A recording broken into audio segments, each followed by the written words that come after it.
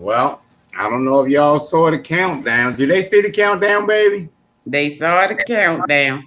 Y'all saw the countdown. Well, we here. We live. I want y'all know this is my uh first I guess podcast show that I do myself. Hands up. I call my show Real Talk. I call my show Real Talk. My wife named it that. If we don't know what Real Talk is, first of all, good morning, everybody out there in podcast land. Y'all know who I am. My name is Maurice Tates. Everyone calls me Party Marty. Good morning, BB. I'm number Good one morning, fan. BB. Everyone calls me Party Marty. West Baltimore, born and raised. Ex-dope fiend, jailbird. Gave myself over to Christ. And you're looking at what you see before you. Not a holy roly Bible toter, but I'm saved. I call the show Real Talk because that's what it is, Real Talk. This is the format, how this thing works. Today is our pilot. We're running out for the first time on this. Me and my wife, Gina, may join in. Dr. Ted's going to be on the panel, people like that. He's out in Hawaii doing some wonderful things. So that's what's going on. But the format is where you get to talk and talk about the things that you want to talk about on your own. You have your own topics you can bring in. So what we're doing out there in podcast land is you put together a topic. You, you something that you want to talk about. We always talk about what we want to talk about. We always talk about everything that's going on in our lives, everything that's going on in the world. We want you to talk about what's going on with you. Excuse me for moving stuff around, getting situated and all, but I work for a living. I thought I was retired, but I'm not retired because if I'm retired, I wouldn't be going to work. The actual word retirement means not working. I try to tell people talk about, I retired, but I went here and now I'm retired and I go there. You ain't retired. You relocated. That's all the difference is. So y'all get the last laugh at party now. I relocated because I work some too. Hey, Al, my Hey, man, Alan, morning. good morning. That's what's up. Yeah, I don't know if you at work or whatever, but D's the person I'm talking about. I would like him to come on to the show to bring up a topic or anything like that. I'm gonna go ahead and get started. What we do is we talk about what is it, D? Say, happy retirement, thanks, D. They tell me Big Al Wise over there, Clifton T. Perkins retired too. You know what I mean? So shout out to him. My man D works for me at the Great Clifton T. Perkins. He also came from Rosewood. He's been in this thing for a minute. This brother right here is awesome. Only thing I gotta tell you, D's also somebody good to have at a restraint too. Not just because he know how to roll on the floor and tussle with people and throw them down. It's because he knows how to also talk a person down. Anybody can get up there and slam you on the floor and tell you that they're a thug, but how many people can make you feel like you don't want to be restrained? And that's one of the many traits that this bro I call D, you know what I mean, Alan has. But he's been doing this for quite some time. My wife is retired from uh, Lipton T. Perkins, but she's also from Walter P. Carter. It's a bunch of these people that come from these different fields and stuff like that. They're good at what they do. Okay, I'm gonna start this off. What we do is we get our little prayer in, and then we talk about what we're doing, and we do Uh, that. So, one minute, baby. We got Tony trying to get in. Let him know that he need to connect his mic and his camera. okay, Tony, if you can hear me, you need to connect your mic and your camera. There's a button that says allow access. You need to hit that. There's a button that says allow access. You need to Yes. hit that. All I'm doing is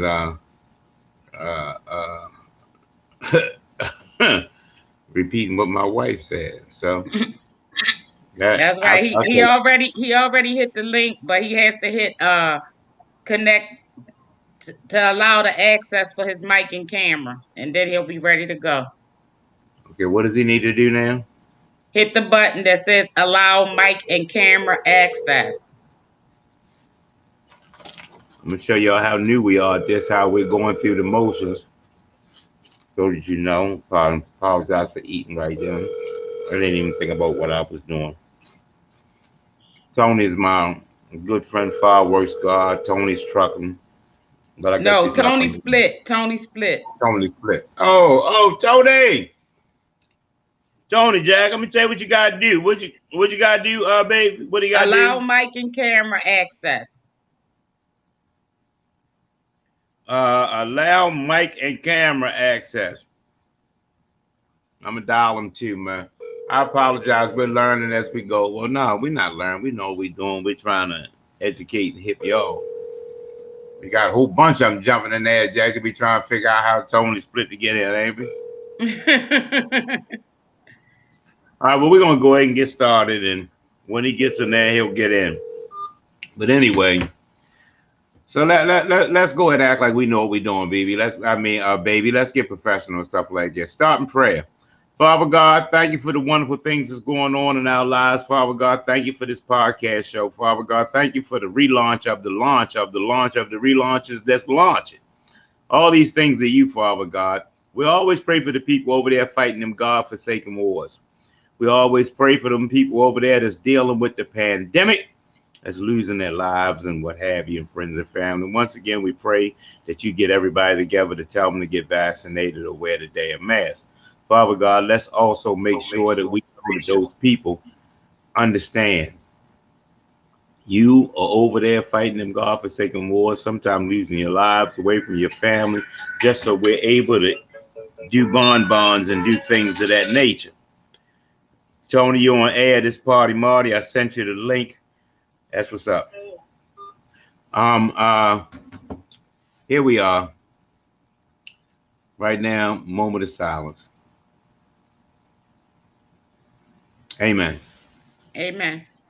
Okay, well, stumbled through that, y'all, but we've stumbled through before. But He's we still always trying, right? He's still trying to get in. He just need to scroll down further on the page after he put his name in, and it'll say allow mic and camera access. It's should be a blue button. Hit that, and he'll be in. He's in, but his mic and camera are not connected, so I can't add him.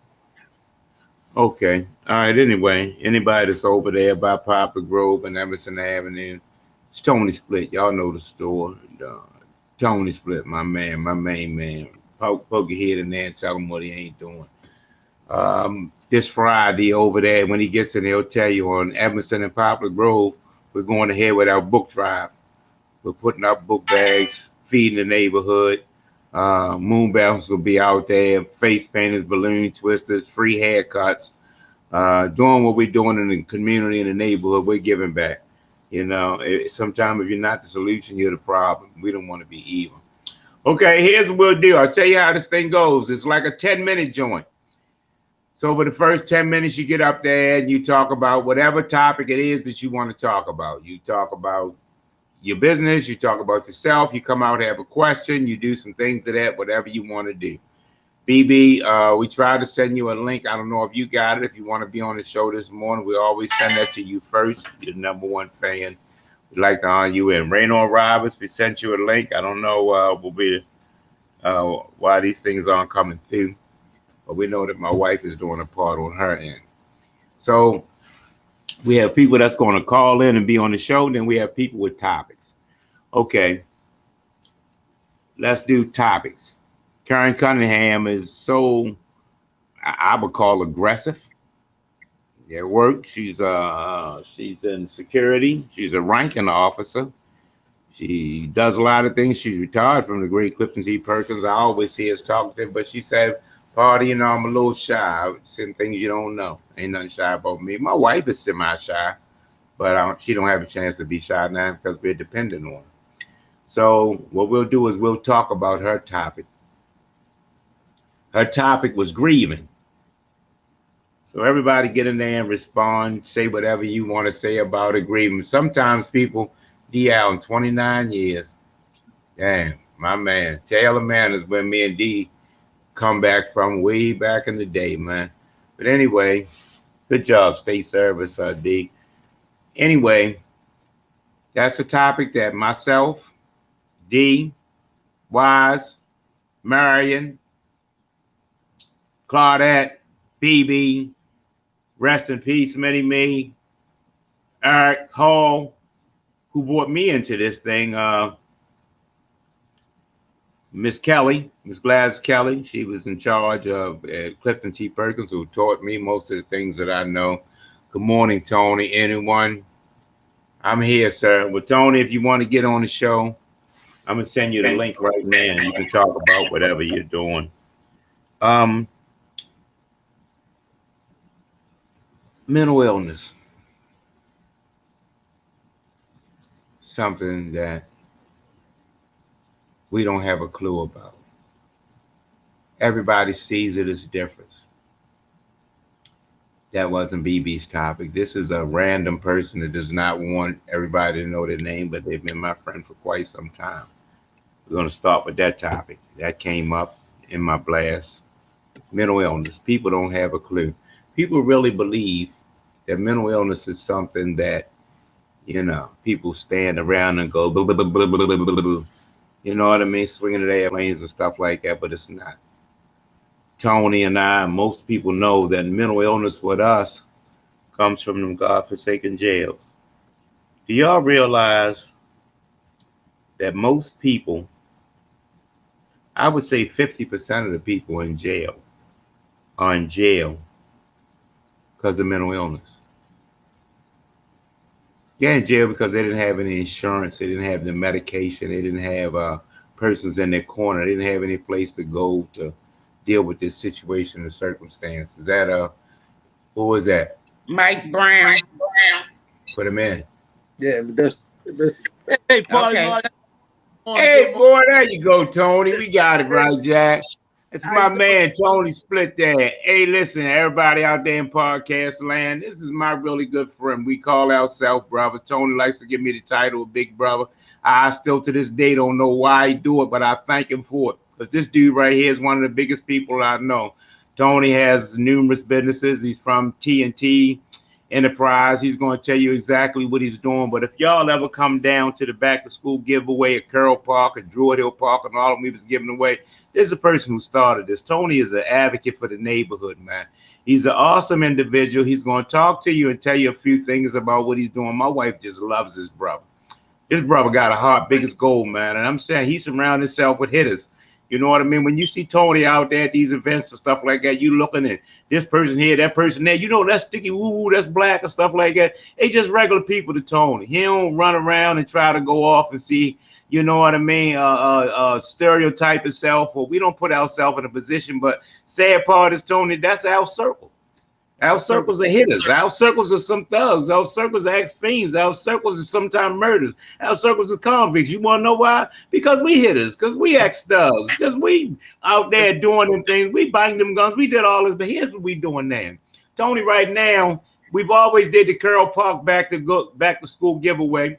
And they were dragging their feet a little bit. And before I could get myself together to get everything over, Tony said, you know what, Party? I'm running this thing through the neighborhood on Poplar Grove now. I said, what you mean? Poplar Grove, Emerson Avenue got people that need book bags and all too. We always have the big book bag giveaway downtown, and then we come bring them to stuff like that. He said, we're going to start right here with the home base. And this is something I want you to listen to this brother, what his concept is. And this is a powerful, powerful concept. Tony said, I'm going to start back in the neighborhood. I'm going to start back where they need me at. I'm going to start back where they at. I said, well, you know, what about participate? Tony said, everybody here on board. So I'm going to turn this over to him, but bro, I want y'all to know, a lot of times these is my moon bouncers. A lot of times this is me putting it on the air. This is a lot of time this is me talking. But for all y'all don't know, drum roll, please. It's Tony Split's goddamn money. That's who money it is, right, y'all? You see his homeboy, well, that's them two. That's who money it is. No matter what y'all see us doing, let me tell you who money it is. When you see him with them baseball stakes as big as your head, he buys them. Sometimes he get people to contribute, but whether or not he can get them, he out there with his wallet open. So if you don't come out to get some of this free stuff, you don't come out to eat free food, you don't come out to get a bounce on a free moon bell, you don't come out to get free book bags and stuff like that, that makes you a heading up, drum roll, please. Damn fool. Without further ado, these two brothers right here get ready to introduce themselves, tell you who they are and what they do. Let's go, man. Yeah, my name is Mike Brown, man. Tony's uncle, man, right? and I'm one of his biggest fans. We roll together, right? But like, Yeah. this thing is like, it's gonna be awesome. Like, and we have the barbershop 608 Public Road, right? And we're gonna be giving away a certain amount of haircuts, first come, first serve, right? So I'll be doing the haircuts, but we have the moon bounces, the free food, all you can eat, the back food giveaway, the horses, the pony rides. You know, we're trying to just get the community back on board, man. But everybody got to reach in and help everybody, because like this thing is all built by it's like a pyramid. You know, God is the head, right? And this is how we do. You know, I'm a believer. I'm a strong believer. But I called G Party about my granddaughter's baby shower, right? Right. Yeah. But she was willing and on board about that, right? I still got it done out the rain. There you go. But doing, man, like Tony liked to stay in the neighborhood, because he said this is where he started from. You know what I mean? I'm like, why you go here and do it somewhere else? I'll Wind Falls Parkway. No, I'm gonna do it right here. I'm gonna block Poplar Grove off, and I'm telling them, you can't tell these people what they can't do. Yeah, but he already got it set up, and they listen to him. But he was Tony, man. You can go Foremost, first of all, I just want to thank everybody, and number one, God, man. You know, man, we couldn't get none of this done without God. You know, man, God in this position. You know, man. First of all, you know, man, and that's why I am, man. I mean, like I said, me and Marty been doing this over 20 years, man, and I love this guy. You know, man. He, like I said, he's my big brother. You know, me, God's way. He always be my big brother. You know, that's the label I gave him. That's the label. That's where it is with me and him. Thank you, man. Appreciate you, Marty. You know what I mean? And I always tell you, man, I love you, man. You know, man. Respect, man. Tony, when we doing this thing? When we doing Friday. I mean, we gonna be doing this Friday. You know what I mean? So like you say, we was trying to plan it to get it done down Curl Park, but you know, like I said, the numbers came a little late. So you know me, I'm on it. So now I'm doing this Friday. We start at 2 to 7. Moon bounces, horseback riding, all the food you can eat. Bring your tents, bring your dancing shoes, bring your you know, man, the chairs. Man, we coming out, we having some fun, man. You know, man, and we doing both sides of Poplar Road. We ain't just doing one side. You know, man. And how I've been doing, we're gonna make sure the kids happy, make sure, you know, man, the people is happy period. Now I got, you know, man, it's a blessing that I got everybody on board around here. You know, man, everybody putting their hands in this right here, man. You know, man, we're gonna make something different up here. You know, and that's what I do, man. You know, man, I bring people together. Ain't nothing but love. You know, man.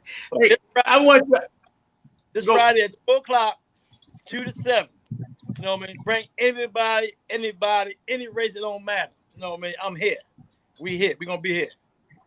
And what's the address, Tony? The address gonna be 600 Pop Road Street. 600 Pop Road Street. That's off Emerson Avenue. You know, we say that mean everywhere. That mean a whole neighborhood. You see what I'm saying? Hey, CC, you notice he ain't give us no specific building. When Tony do that, Mike Brown do that, that mean everybody and everywhere up there. You feel me? That's what he's talking about. Right. Man, this brother Mike Brown, man, he's into anything and everything that everybody else is doing. Man, these cats is heavy hitters, man. I'm saying, I mean, if y'all want to put us on pedestals back when we was thugs, and we was slinging out there and we was banging guns and stuff like that, put us on pedestals now. If you thought that we was tough back in the day, see how tough we are now. If you thought that we was hitters back in the day, look at the hitters we are now. If you thought that our gang was a gang back in the day, look at our gang now. That's right. Look at our gang now. Look at it. Hey, boy, hey, everybody. Hey, everybody. Hey, everybody. Hey, everybody. That's the store. You know what I mean? Tony got a gang of them stores and convenience stores. He does everything with the neighborhood. Hey, listen, y'all. Real talk. 600 block of Emerson Avenue, going down this drive. Poplar Grove. The corner of, my wife always got to give us that. Go ahead, do your thing, baby. What's the address? 600 Poplar Grove. Which is the corner of Emerson Avenue and Poplar Grove. We'll be down there. You ain't got to figure out no address. If you get in West Baltimore, look for some noise. Look for some helicopters in the air. Look for the moon bouncers. Look for the water slide. Look for the snowball machine. Look for free haircuts, and you'll find us. Hey, Jack, real talk, everybody. Mike Brown. Mike, Yeah. good job, Doug. Good job, everybody, man. Thank you very much. See you all Friday. Have a wonderful day in the Lord. And as always, to the first people on my first show, to God be the glory. Hands up, hands up, hands up. Great job, everybody. That's what's up. Hey, see you Friday, Mike. See you Friday, Tony. Tell everybody I say be strong. Let's go, see. This is how this thing goes. Simple as that. That's a pilot. You looking at the first person to be on Real Talk. That's what we are, Real Talk. How was that, see? That was great. That was great. That was from the heart. Okay, now we do that for 8 minutes. The person talks about their topic, and then we do a round table, me and CC, and anybody out there that want to comment. Me and CC, I'll go first. I'll say, but not going to be 2 minutes. That's not going to be long. We're going to make it 4 minutes. All right, baby? Okay. 4 minutes and we'll talk about that. I'll give you my opinion. My opinion is I like the way that Tony and Mr. Brown decided to after what's the good word we look for? After the situation put us in a position that we wasn't able to have it at the big shiny place, Carroll Park, like we always do. We decided, Tony decided, and Mike Brown, Mr. Brown, anywhere, wherever he at, you know what I mean, comes go with him. Said, let's have it right here. And I said, well, you know, right there, where we gonna put it at? He said, everywhere. I said, but you know, where we gonna put the bouncers? He hit me again with everywhere. He said, it's a park on both sides of the streets. It ain't got no shelters, don't have no bleachers, don't have all them kind of fancy things, but it's parks right there. On both sides of the streets is field. So we're going to flood them both. So Party Marty's Moon Bouncers will have enough equipment out there to handle whatever crowd is able to. You know what I mean? Tony and them will have everything in the world for you to eat and everything, no matter what's going on. Good morning, Big John. Another person right there that participates in anything. I don't know if he's working, but if you're not working, John, you let me know. I'll send you the link. I'd like to have you on here. Another heavy hitter friend of mine. So anyway, we're going to get out there, and not my response to this is real short. What are you doing in the neighborhood? Absolutely. What are you doing for your neighborhood? What are you doing? Tony and Mr. Brown just showed you what they doing. I'm showing you what I'm doing. CC's doing the Engineer podcast. We show you what they're doing. Gina Lee's out here talking about things going back to our elementary school, our alma mater. She shows you what she's doing. Doc is outside. Ted Sutton is in Hawaii speaking about getting people together. He shows you what he's doing.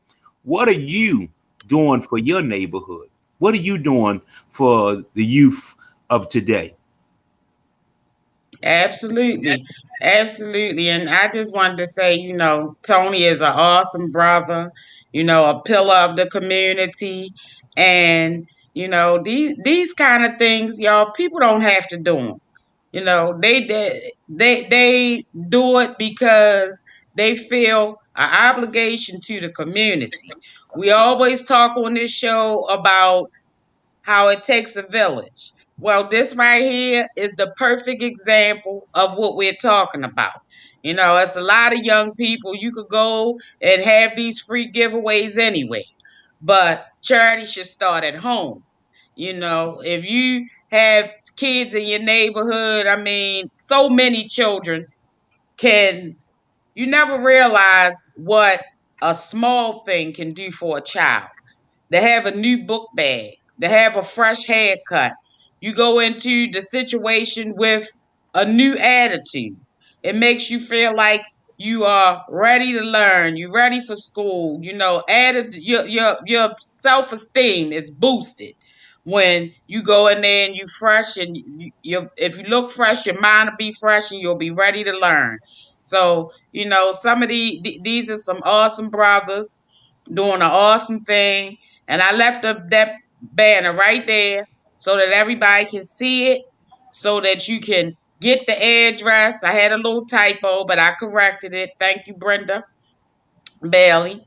And you know, just come out, enjoy yourself, let the kids play, have some awesome food, book bag, haircuts on a first come, first serve basis. So if you're one of those fashionably late people and your son need a haircut, just this one time, try to be on time. You know, I'm sure it won't kill you, but you know, I just think that this is so awesome, and I'm gonna be right there helping and participating in any way that I can. So I encourage everybody, you know, if you don't have children, bring your grandkids, some child in the neighborhood that you know might be able to use it.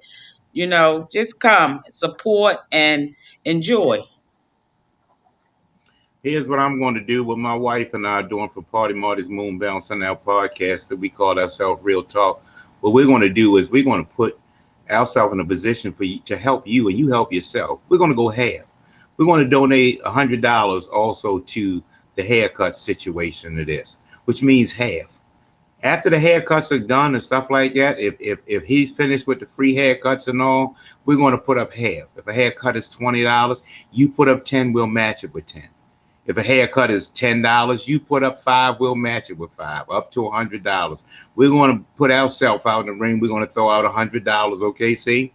Yes. We'll throw out $100 from out of our family pocket. This ain't coming from no, oh, you put it on your tax, get a tax write. This ain't no tax write-off. This is $100 of our money that we went up and got and went to work for. Because we want to support what these people are doing. I'm putting out 100. Tony probably putting out 5,000. Right. You never see Mark talk about money. Mr. Brown, you never hear them guys talk about money. You know what I mean? He probably put out 300-400. When we get down there at the cookhouse and stuff like that, I heard them holding that conversation last time. Tony's son, Tony's brother, his uncle, and them, they up there, they back and forth. He said, boy, you ain't, I had to put up this. He said, and what about the 1,000 I put up? And the next one said, man, I ain't put up no 1,000, but I put up $385 for them steaks. Everybody's putting in there. That's right. When they put these things together, I mean, only because we always lean on Tony because his pocket is a little deeper, but his heart is real big. But yes. I want y'all to know, this ain't free.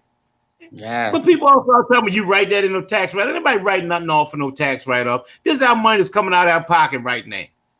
If it is to be, let it start with me. What are you doing? Right. What are you doing? Michael Singletary. Shout out to Michael Singletary. When we deal with that James Mosier stuff. James Mosier, Michael Singletary got over there. We was putting up banners and all this. And I was spending my money and Mike was giving me a ride. And as he gave me a ride, that ride probably cost Mike $150, $160.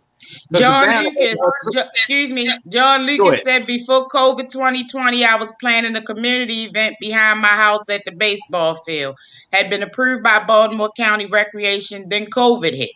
I will revisit event in 2022 if God is willing. Maurice, I will need all of your services. Thank you very much. And let me tell you something else. It's funny how Tony told Big John Lucas throw his hat in his ring because CC, you know, we know Big John Lucas from them parties. John Lucas has them parties at his house. It was like a who's who event. Do you hear me?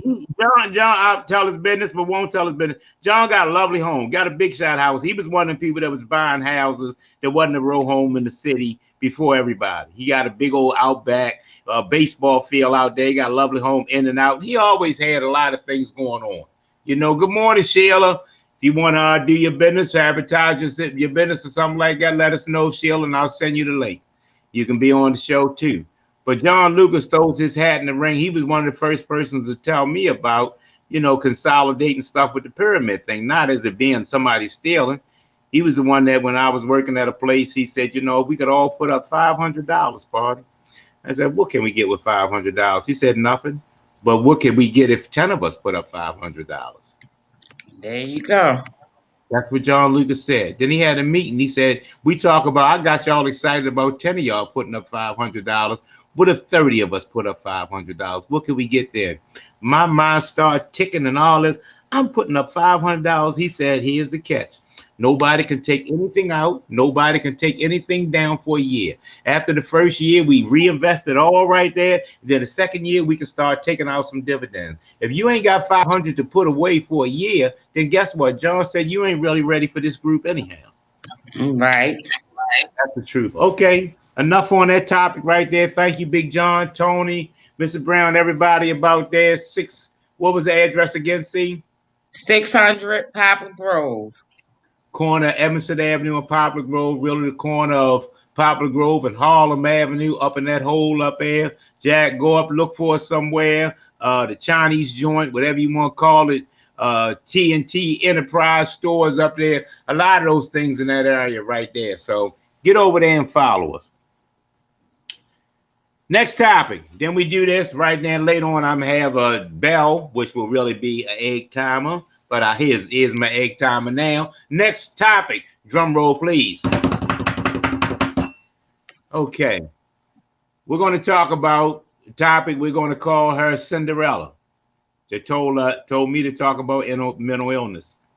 She said she doesn't want to be on here. She doesn't want her name mentioned. She just wants her topic out there. And she's one of my greatest friends. So this topic, CC, touches on our field. Mr. Tony knows it because his wife's is RN. We know D knows it. We know John Lucas knows it. We know BB knows and stuff like that. So they're going to be chiming in. I'm going to tell you my spin on mental illness. First of all, we don't have a clue.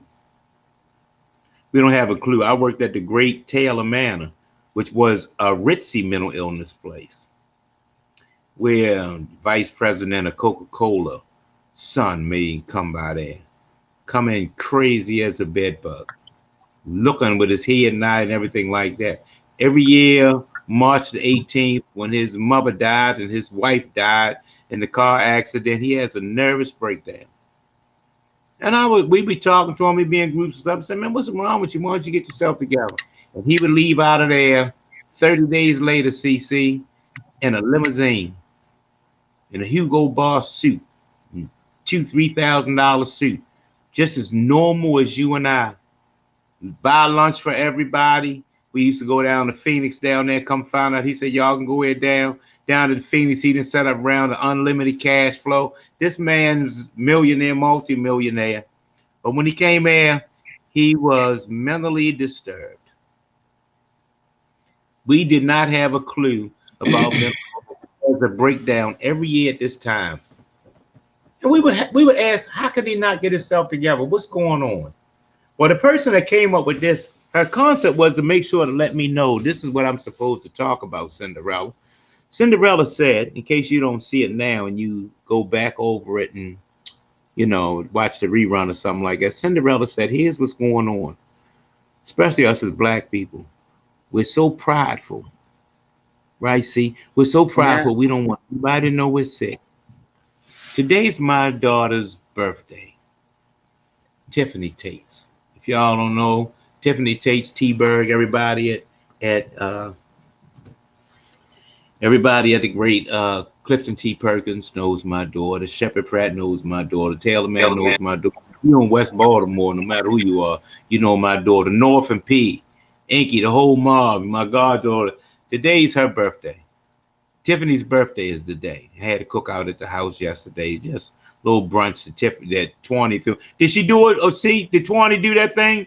Yes, she did. She did that. 20 is now the queen of the pop-ups. She called me 3-4 hours before she decided to do it, said they was coming over here. And I mean, there was enough preparation and detail in that you'd have thought she'd been planning it for a month. So now 20 is the queen of the pop-ups. Bow down. And my daughter Becky is the queen of the tablecloths and what else? Balloons. Balloons. Balloons. God, no matter what you're doing, Becky got the tablecloths and the balloons for y'all. Best believe it. Yeah, she decorates that. We used to LaJuan, who puts up all our thing and Claudette. Those are our decorators. You know what I mean? They put everything together. LaJuan puts things together for a living. That's what she does. You know what I mean? But she puts everything out. But that's where that 20, boy, she had the signature drink. Did you get the signature drink with the strawberry in it? Yes, I did. I think I had a few too many signature drinks, but I'm still here with y'all this morning, y'all. Yeah. Well, let me tell you something else. My daughter right now, through gun violence in Baltimore that we're all dealing with, and nobody have no monopoly on this gun violence thing. My grandson was shot and paralyzed on Sunday. My grandson was shot and killed on Tuesday. And after that, hey Marion, how you doing? After that, whoever did this heinous crime to him, whoever did this was dealt with, and now someone's incarcerated for that. Now, What my daughter went through is no way in the world that I wouldn't be a basket case. Right, see? Absolutely. There's no way in the world I wouldn't be a basket case. I want you to think about this. Your youngest son was shot and paralyzed on Sunday. Your next son was shot and murdered on Tuesday. And then a person that's nearest and dearest and close to you is now incarcerated for retaliation on Friday. 3 people in your household. Run tell that. We'll leave that alone. How did she get by that? You know how she got by? She got by through a bunch of people that just see in there, through Marion, through BB, through D. Allen, through me, through Penny. You get what I'm saying? These people, a lot of these people, John Lucas, a lot of these people, Al Wise, donated their time so that she could be off for a minute to get herself together. Myself and my wife reached in our pockets and paid for these things. Funerals and stuff like so we get ourselves together. My brother never said, my brother, when this was all over with CC, the crisis that our family went through, how much money did my brother have to give us to get through? $21,000. $21,000. Because we wasn't prepared. We had money, but we didn't have money right away, right then. It didn't happen when moon bouncers were bouncing around. It just happened. Ain't prepared for that. Oh, we need $3,000, $4,000. Okay, $5,000. Did we have $21,000 at that time? See, no. Nope. Were we even married then? Nope. Wasn't even married. Me and we were just spending money, planning our wedding, boyfriend and girlfriend, got a house, making dreams, and it came up. The format I'm telling you is support group. We had somebody that we could go to that's got $21,000 to say that he saw I was going crazy and trying to get back at everybody. He just kept throwing money after because he didn't want me to run around, rob, pillage, and kill. He didn't want Tiffany sick anymore. Couldn't do anything anymore. So we had a support team. Somebody help us get through our mental illness with their pockets. At the great Clifton T. Perkins, those people over there donated time for my daughter to be off. Their time. This is their time they work for. This is the time that they work for, the time that they're going on vacation, the time in case they get sick. They donated their time so that she could be off to get herself together. They donated time for me so that I could be off to get myself together because I was a basket case. My daughter came to me one day and she said, we was in the car. I said, babe, Daddy, I dropped. I said, we at the house now. This was a year later. And she said, Daddy, okay, I'm getting up. All right, she said, I got to go in the house because Antoine doesn't have his key. So I got to make sure. Antoine has been dead over a year now. And all I could do, like I'm getting ready to do now, was cry. All I could do right then was cry. I realized that even a year later, myself and my daughter were not over it. That's when mental illness starts setting in. When you don't have a support team or somebody that you can go off and talk to. When you don't have the best insurance like my wife and I have, Blue Cross and Blue Shield, that you can plug into and somebody pays all your bills. Everybody doesn't have that. The average person that's locked up over there, when you see them people, derelicts and stuff, they don't have any Blue Cross and Blue Shield to get the medicine that's needed. I was overweight. I had diabetes, high blood pressure, and all them kind of things. And all I did was went over there and had bariatric surgery. I think it was some stalling statistic. Did you ever read how much bariatric surgery costs? See, you the kind of person that would look at that or no? I have, and I can't pull it right off the top of my head, but it's very pricey. It's very pricey. Give me an area, range. Somewhere around $35,000 to $50,000. Yeah, that's what I remember. What it was. It was $57,600. We probably put up about what, $150? See? Yeah. $150 out of $50,000. So that was our help with mental illness. We had somebody that was there to help us get through. But And no, then- we don't have a. Go ahead. baby. I'm sorry. Go ahead. We don't have a clue about mental illness. I'll bring this home to you people out there that's struggling with this thing. Talk to somebody. I made a mistake. That's why I keep crying now. I blew this thing. Once again, Party Marty owns up to his shortcoming. I blew this thing. I didn't grieve properly. Only grieving I know is how can I catch him and kill him? I'm mad because I can't find him to kill him. My wife always say, you get on the air, you talk too much. Well, that's what the show is about. That's all I know. That's all I know is get back. My daughter's crying. I got to kill whoever made my daughter cry. So that's all. That's all the therapy did. That hard heart and stuff didn't help that situation none. It made my mental illness worse. My wife say anything to me, I'm on edge, starting stuff with people, jumping around, getting mad. Who you think you talking to? I'm Party. That's all I say. Everybody, right? Say, who you think you do? I'm Party. West Baltimore Party. Do your homework on me, Jad. Who you think you? I'm Party. That's all how we solve things. But stuff that we can't solve, we don't have a clue. I'll pray is my part before my wife start talking. I pray that you have somebody to go to. I pray that you take some therapy. I pray that you have somebody to talk to. I ran through a family issue the other day, and Duke, my son-in-law, my daughter Shatisha's husband, had to talk me off the bridge. I was mad about everything, but he talked to me because he can talk to me. He said some things to me that I didn't care for, but he can say those things. So without further ado, before I get to my wife, to all you persons over there at Perkins that helped my daughter get through this, thank you. To all you psychiatrists that me and my daughter had to talk to, thank you.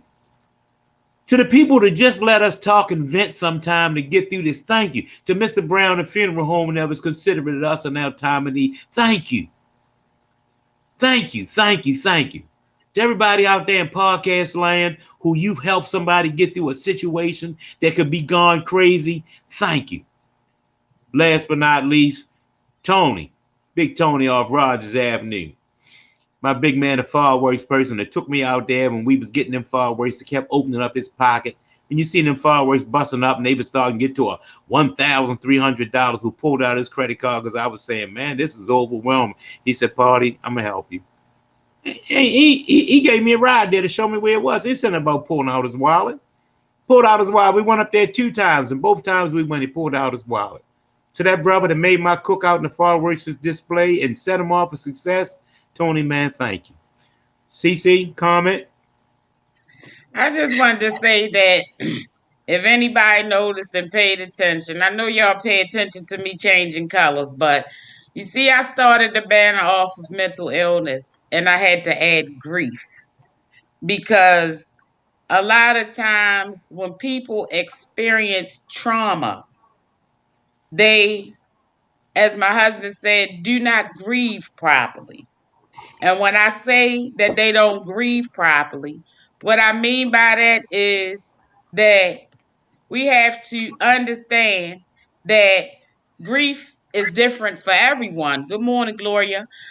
And some of us, you know, we are the ones that are considered the strong one in the family, the backbone of the family, the go-to person in the family. But I want everybody to think about this, that check on your strong friends. Yeah. Check on the go-to person. Yeah. Check on the backbone of the family. Yeah. Because in the words of my good girlfriend, who I consider a sister, Claudette Hall, we wear these We faces wear because we these have faces to. because we have to. We wear these faces because we have to. You know, we have things that no matter what happens, you know, my husband always reminds all of us that none of us have a monopoly on grief or sorrow, Yeah. you know. So we all go through things in our life that are traumatic, that are sad, that upset us, that can send us over the edge. But we still have to carry on. You know, we still have to get up. I always remind people that anybody that knows me personally knows that I'm probably not the best person to console you about death because I'm not a holy roly Bible toter, but I do have a personal relationship with God. And I understand and I know that the only thing that's promised to us in this life is death. And I know that we all have to die. We never know when our number's going to be called. So although I, just like anybody else, grieve the physical, that the person will no longer be here, that I can't pick up the phone and call you, I can't give you a hug and a kiss. But I understand that this is all a part of this thing that we call life. So I shed my tears just like anyone else. But I never get stuck in that place. I've lost people that were very close to me, but I try never to get stuck in that place. So I'm not the person that's going to cry with you every day for the next 6 months. That's not me. And it doesn't mean that I don't care. It doesn't mean that I'm not empathetic and sympathetic. But that's just not the way that I operate. However, like I said, people, you have to check on those people. You have to check on those strong ones, the backbones, all of that, because I know that I'm that person for my family. And people never think that we need support too. We need somebody to ask us how we doing too. We always supporting, but sometimes we need it giving back. So I just encourage everybody, because a lot of times you just don't know that having somebody to talk to, somebody that you can vent to, can make the world of difference in a person's situation. CC, thank you, CC. Let me tell you the format how we do now. CC is going to pick a few of these comments out here. She's going to post it again, and she's going to read it, and we're going to individually respond on the comment that you put up. But CC has something that she always says. Her grandmother must have been a wise person. She always talked about my grandmother or my aunt or something like that. She said, "Who prays for the preacher?" You know what I mean? Who feeds the person who owns KFC? That's right. That's real talk. Like CC said that Claudette has one of the most awesome lines that I'll ever know, and that's we wear these faces because we have to. CC, put something up there, read it, and let's respond. Okay. Our good friend Gloria Edmonds said, I agree, because I'm the backbone to my family, and sometimes I get tired, but I don't say it to them. And good. Thank you, Gloria, for being in here, and that's the truth. Because a Right. lot of times they always think that you whining. Right. You know what I mean? They've never seen you weak. They have never Right. not seen you weak. You know what I mean? The same people in the family own the house, and the same people in the family live in an apartment. You know what I mean? Right. The cookout is always at your house. Gloria Evans is a good friend of mine. Her husband is my best friend in life at this particular time. Carl Mad Max is my best friend, and here's Carl's vice in life. I wonder how Gloria feels when every time he from West Baltimore, Sandtown. When something go wrong, we gotta go hitters that we go bang the guns with. We got people that we go do for different things, but we get called for the fight. We call him Mad Max. He ain't got nothing to do with the fight, nothing to do with the situation. And here we come around the corner. He's sitting on the steps, you know what I mean, relaxing, doing it. We go get called. Man, call these people over here picking on, man. We gotta go back. Carl ain't got nothing to do with it. He ain't beef with nobody. He gotta get up, all right, go in the house, put on his tennis. He's 6 foot tall. And he got to come around the corner to fight somebody. He's 6 foot tall to us, but everybody we go get him for is 6'5". Yeah, you know what I mean? But we call him Mad Max because when it's all over, Mad Max gonna give you and your 6'5" self a beat. We play baseball with the Demons out there, softball team out of West Ball. We was the only one. They put the team out of the league because of Max. They were so afraid of Mad Max, they called him. They put him out because of Max. Because Max didn't bother nobody. He was the nicest in the world. But once y'all did something out of control, I be saying, man, we're gonna get killed over here, man. We all in turn the station fighting and stuff like that. Max, you do something that won't get hit in the mouth, he gonna hit you in the mouth. But that's what we saying. Who does Max go get to fight? You know what I mean? Who does Max go get? We always go get Carl, but who does Carl go get? You know, pray for the people that's praying. Give me one more, CC. Got another one? BB just said, absolutely don't allow yourself to be stuck. But let me give you what James Toney said. He said the average drug dealer and drug addict and people in our community have this issue. But God has put people like us in the world to help. Man, my wife thought we was the only ones feeling this. But praise be to God for you and your wife party. We love you for this. Powerful. Thank you very much. That's what we're talking about. And Tony and his wife, me and Tony talk. We won't tell his business, but we talk. Everybody goes through regular stuff. They can go through financial things too. You never think that they ever needed money. Tony driveway looked like a fashion used car owner's lot. Mercedes in there, there's Benzes in there. This man got some toys. He owns Tony's Trucking. He owns tractor trailers. He not only drives tractor trailers, he owns tractor trailers. He owns literally tractor trailers. Literally. Right. And just to piggyback on that, Tony also said we have to be a people who love each other, help each other, hug someone. Why can't we love each other and stop hating and being jealous of each other? You see, this is this brother's heart. This brother's a holy roly Bible toter. He and his wife a holy roly Bible toter. You won't know to look at them because they normal. Tony look like Mr. T. He got more gold around his neck. You only see that boy got some nice jewelry. He got some nice things. And he likes nice things. But when I've been with him on numerous occasions when he opened his wallet, and I don't even know if his wife even know he's doing it. He giving their money away. She know now. Yeah, he giving their money away. You know what I mean? She's a nurse and stuff like that. They out saving the world, but I know they tired. Church means everything to them, but I watch them over there. They always out saving the world. I wonder if anybody thinks every now and then that they may have a financial problem. Right. What if anybody cares? You know what I mean? Right.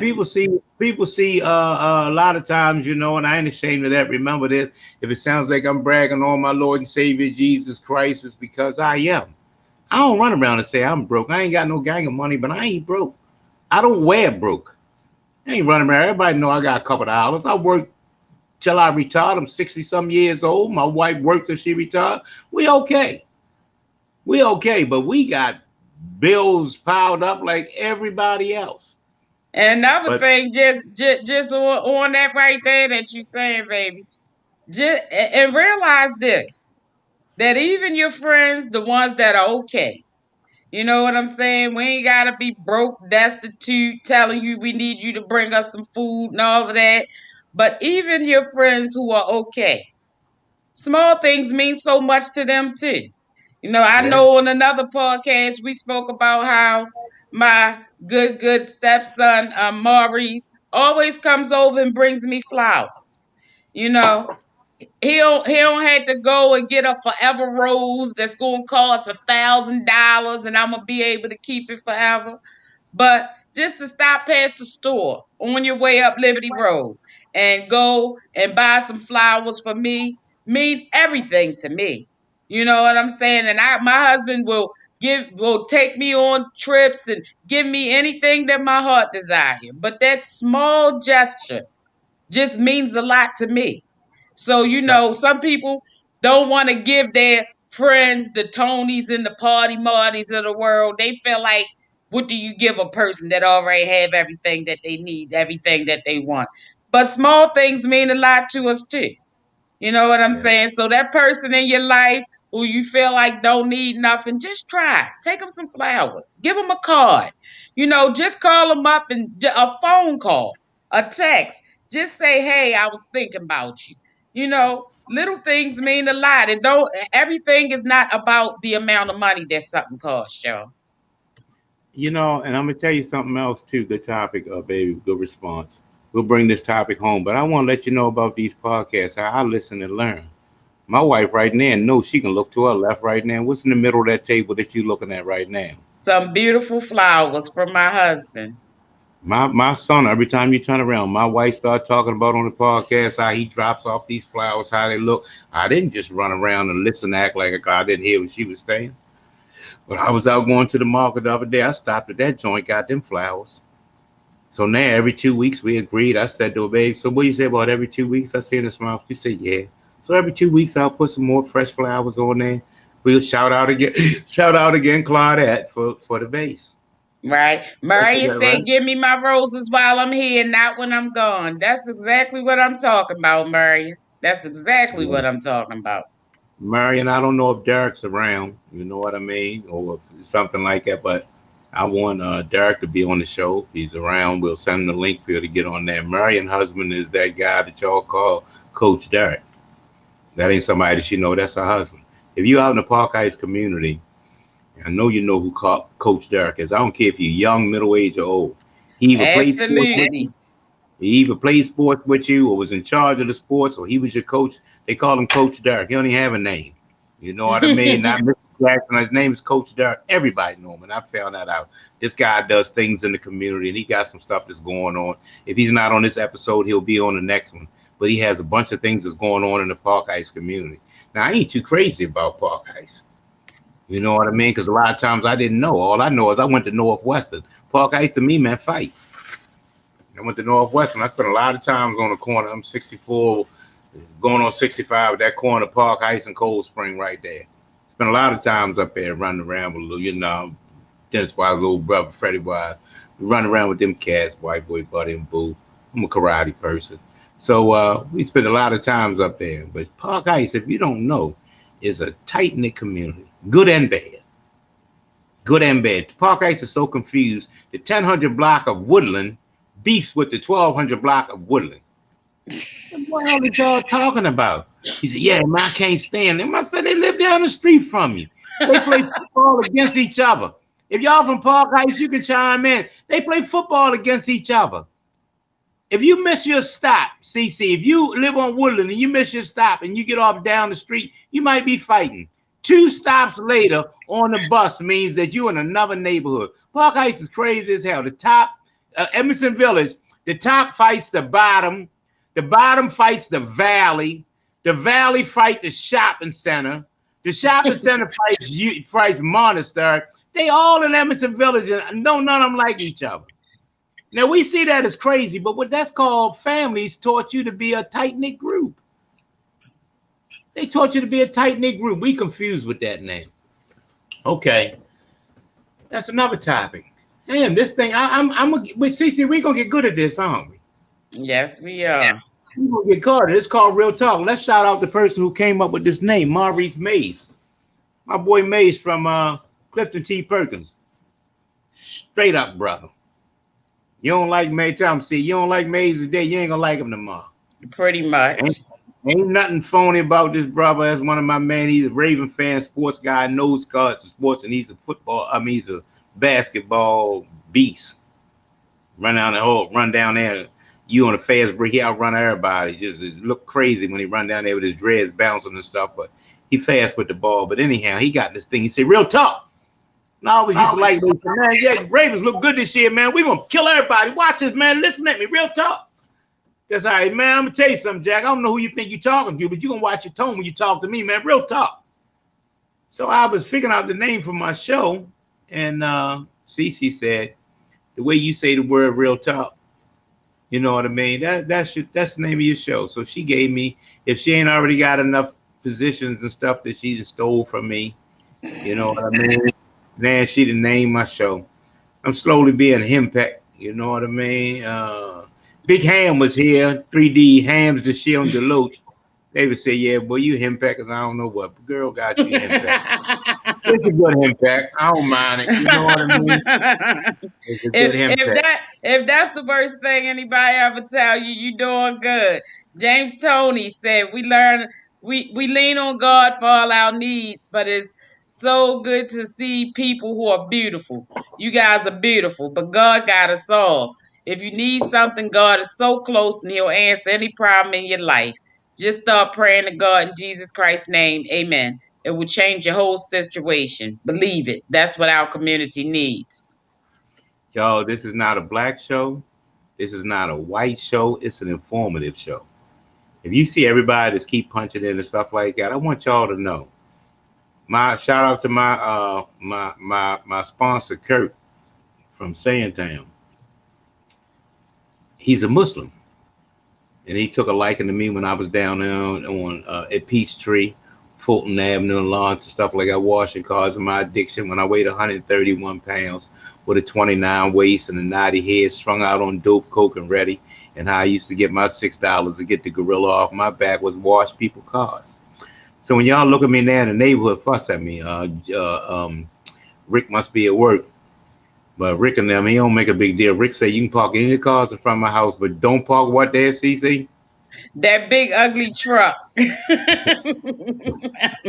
Rick's a funny guy, my next door neighbor. I got work trucks, box trucks, and all that kind of stuff. You know what I mean? Because of the pandemic, I had to relocate where I was putting my stuff because it was costing too much to just keep leaving my equipment down there and wasn't using it.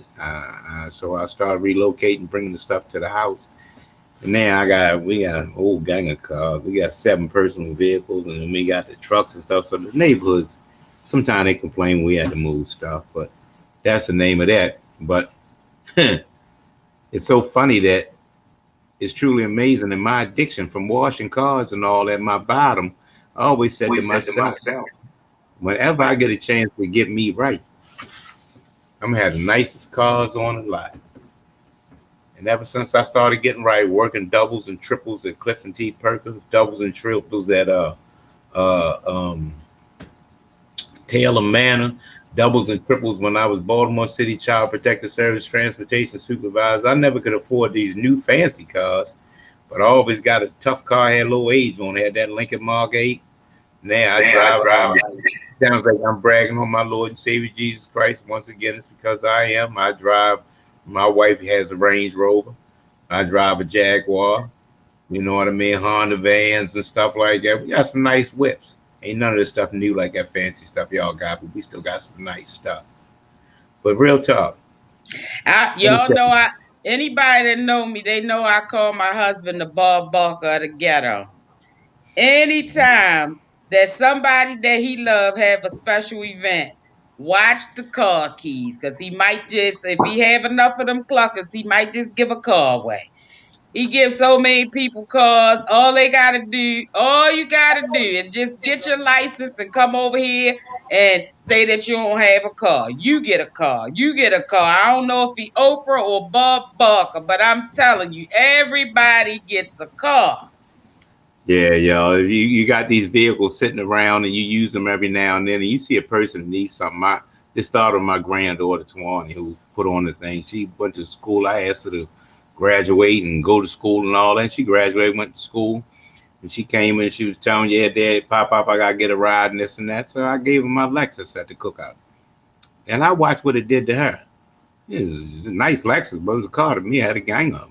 I watched what it did to her. It changed the whole direction. We gave Kim Waters the New Yorker, and gave Tiffany, Toot, Crazy Toot. What we give her? The Mercedes. The Benz.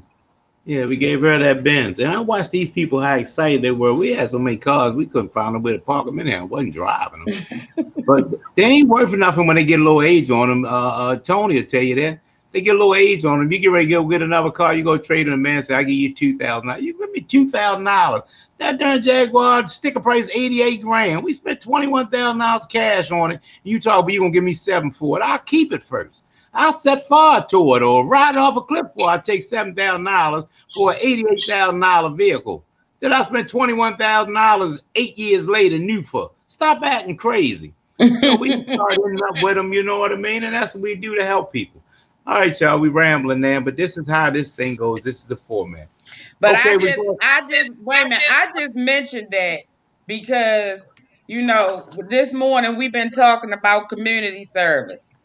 That's really what we've been talking about. When we talked to Tony Split, we were talking about community service. What do you do for your community? And I just brought that up, 1, because it was funny, and 2, because every little thing that you do, that can change somebody's life. You know, to us, it's just some cars that, you know, some older cars that we don't use much. We got so many cars, we had to go outside and start them up so the battery don't die. You know, it's only the 2 of us with 7 vehicles. But to us, that's just a car that we got to go out there and start and all of this kind of stuff. But to somebody else, it's a blessing. It's a blessing. It's the difference between being able to find a decent job to find your family, to feed your family. I'm sorry. Everything that you do affects somebody else, and the things that may not mean much to y'all guys, they can mean and make the world a difference to somebody else. So sometimes I always harp on this, and it may sound like I'm beating a dead horse, but when somebody say something to you 1,000 times, it'll stick in your head. That's why I keep saying these things. But these sharp brothers out here, like my husband and Coach Dirk and Tony Split, you know what I'm saying? Donate some of those old suits and stuff to a young man. It might make him feel good about himself to put that suit on, and he might go out and get a good job. You know what I'm saying? Teach, for all of us that when you clean out your closet and stuff, think about some young person that could use a dress or new pair of shoes, or Gloria said, "Call needs a car." Real talk. But some of these things that don't mean much to you and you don't give much thought, they can help somebody. They can change somebody, and we just have to start in our own neighborhoods. It's so important. We all know what the problem is, but we got to stop and think about how we can be a part of the solution. On that note, hey, Gloria, yeah, tell Carl call me. I got him. I got something for him. Hey, that segues in. My wife's a beast. You know what I mean? If y'all hear me talking about my wife and stuff like that, I'm sure I love my wife, and I'm telling you that. I fell in love with my wife for intelligent conversation. This is when Cece says something about the suits and stuff. That's a segue. Got two things, and Cece, keep reminding me, because my next topic is that brother Robert Kira, the article. That's what I want to talk about next. But find yourself somebody that can help you too in the category. Carl got Gloria. You know what I mean? Find somebody that you remember 80-20. Tyler Perry taught us 80-20. Man, ain't nothing perfect about my wife. She got her ways. She talk real slick out of mouth to me sometimes. Yeah, the biggest problem that my wife had with me is, and if y'all don't know this, is a blessing and a curse, as they say on the mo. Cece talk real slick with me. I'm real happy and proud of the fact that she helps out around the house. But Cece retired from the state of Maryland. She got her own damn money. Now, she ain't got my money. You know what I mean? She ain't worked forever for 60 years and all that kind of stuff like that. She don't have a moon bounce company. She got to run it and get to take residuals off of it. But no, she don't have mine.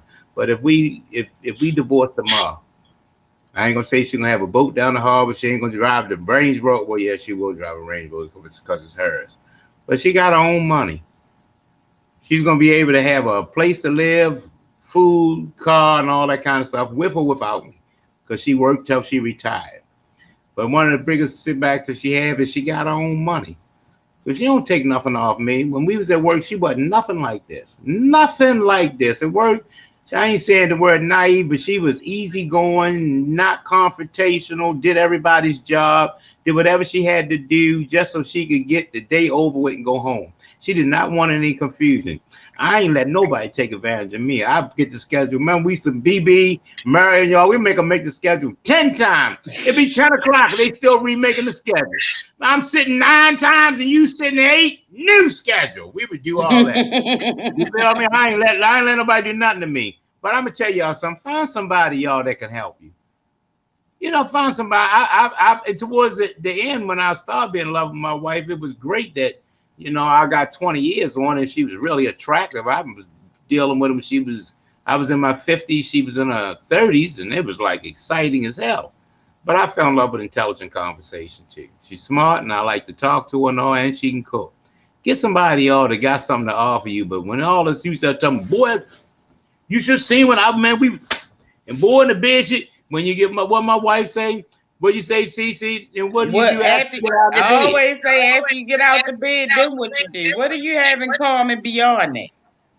Yeah, you have to find something in common beyond that. One of the biggest draws that I had to my husband, and I know, just like he said, he's 20 years older than me.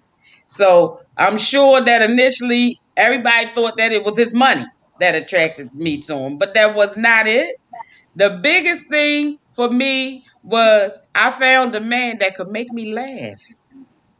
I found a man that could make me laugh. I love that he's a hard worker. I love that he spent every dime that he got to try to make sure that he can provide me with the things that I never had and to make me happy.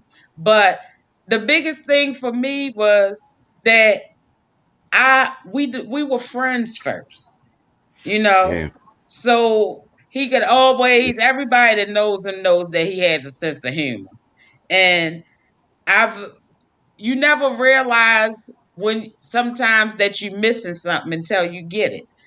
You know, I'm always, anybody that knows me knows that I'm a kind of serious person. You know, I can laugh and goof off with the best of them, but in the day to day, I'm a kind of serious person. So for somebody to be able to make me let my guard down and laugh, that was huge for me because it had never happened. So that Wow. was huge for me, you know. Thank you very much. That's kind words. Let's talk about the next topic. Mr. Robbie Carroll. Over there, we called him the article. What are you willing to do? Mr. Robbie Carroll one time was interviewed about what was going on. We're not going to talk about the job. We were working together. He was interviewed about what was going on at the job. And he said some things that could cost him the job, get him suspended, get him rolled up, get him fired, whatever. Nobody else would have said this, including me. So I want to talk about him who did. Mr. Robbie Carroll. We called him the article. They wrote an article that this brother had, and I'm sure with some backlash, whether they got rid of him, whether they did whatever they was doing. But believe you me, what does Marion say? Marion said, "Girl, I made you laugh. You made me laugh with that one right there." Yeah, but anyhow, Mr. Robbie Carroll, the article. He exposed one of these places we were working at for some of the things they were doing that was a sacrifice. That was a chance. Robert, he liked nice things. He had plenty of service and stuff. It had to be scary to go out there and tell the truth. Because a lot of people ain't gonna go off and do that. How's it going, man? It's great here. Y'all ever be at work when all of a sudden Jaco come through? Man, I'm sick of this. I'm sick of Jaco come through. Everybody looking all good, got their best smiley face on. Everybody doing. Just a minute ago, I thought you said you was gonna say this. You ain't say none of that, you chump. Well, Mr. Robbie Carroll said that, and I asked him. I said, man, what would make you go off, boy? And he said, man, party. You know what his response was to me? It needed to be said. How many of you people will go out there and throw your hat in? Let me tell you a story. Somebody came to speak at I think it was Daryl. I think it was Daryl, Mr. White's son, Jeff, and we was at the Salvation Army. He's one of the reasons why I got clean, because I was at the worst of my worst. And when he came in there, and he was worse than me. When he came in there, he was all clean, fresh, looking good, running the meetings and all that. And I started saying, man, damn, if he can do it, I know I can do it. He was bad. And he came in and he told a story about the Norsemen. Anybody don't know about the Norsemen? Do your homework on that. The Norsemen were conquerors. Conquerors. You heard about the Vikings. You heard about these people. The Norsemen were conquerors. They would pull outside your island, 2 or 3 ships, stand out in the middle of the ocean right there, make all the noise they can, beat and bang, make noise, fire cannons up in the air and tell you tomorrow, coming over there, I'm either going to conquer you and your island or die trying. They wasn't Helen of Troy. They didn't come with no horses sneaking in. They ain't come through the back door. They said, boy, here's what's going on. We coming over there, hit you in the mouth. They came over there and did what the whole person that ran the group that had that meeting was called burn your boat. Are you willing to go all in? Are you willing to burn your boat? Are you willing to? I ain't saying this because this is on the air and I love my wife. It's real easy for me to be this way in my 60s because I ain't saying well foo-foo anymore. You know what I mean? We always talk that. My wife will say, there you go telling your business. But when you get up in the age and all that kind of stuff, you know, all that bed stuff, you can sing the song, I have my good days. I have my bad days. Long as my good days outweigh my bad days, I won't complain. You ain't have all that to offer no more. You ain't no hours. Boy, I did this for an hour. First of all, let me tell y'all something. My wife gonna get mad. Well, ladies out there, when you talk about he hit you for an hour, if he hit you for an hour, that mean it ain't no good. Anybody jump up and down your hour, I mean it wasn't excitable. We don't last long when it's good. You know what I mean? An hour, that mean they trying to get some work in because they thinking about something else.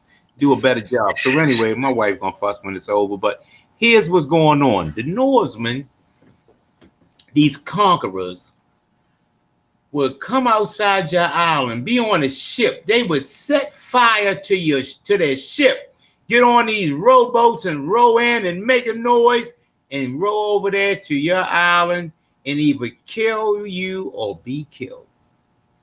They were conquerors. They went all in. They were willing to burn their boat. I was in the Salvation Army still playing with this thing, sneaking out.